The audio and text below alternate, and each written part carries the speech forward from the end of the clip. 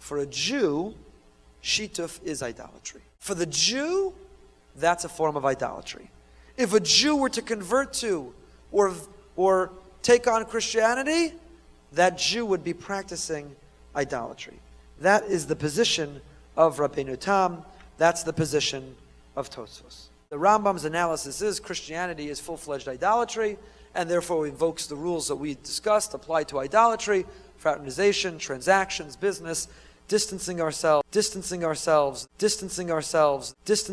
Rambam writes explicitly, if someone puts a gun to your head and says, convert to Christianity or die, which today is a theoretical question, but for the last 2,000 years was among the most practical that was asked on a daily basis to Jews.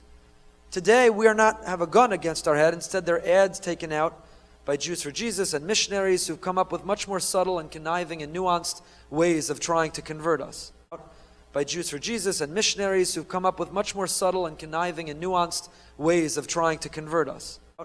By Jews for Jesus and missionaries who've come up with much more subtle and conniving and nuanced ways of trying to convert us.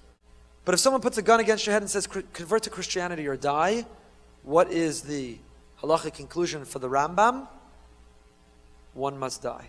What's the halachic conclusion for Rabbeinu Tam? One must die. Because for a Jew it's idolatry. Avodah Zarah is one of the 3 cardinal sins. One must concede their life before worshiping an idol.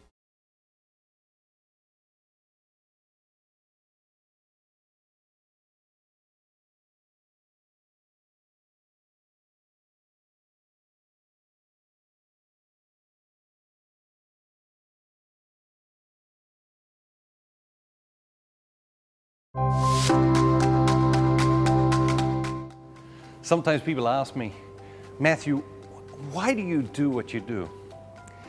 There's lots of reasons, but at the core of that, I want people to experience the joy that I've experienced by discovering the genius of Catholicism.